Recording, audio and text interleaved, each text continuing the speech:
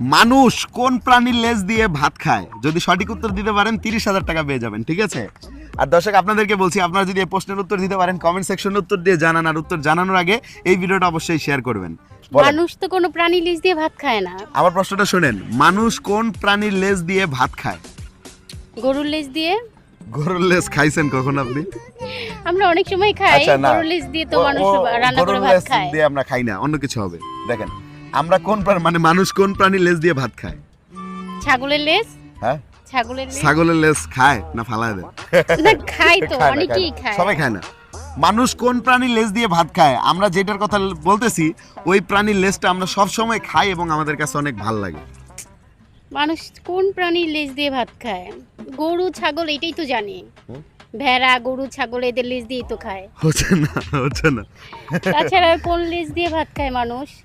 দেখেন ভাইবা, দেখেন। Ready? Gas, আপনারা যদি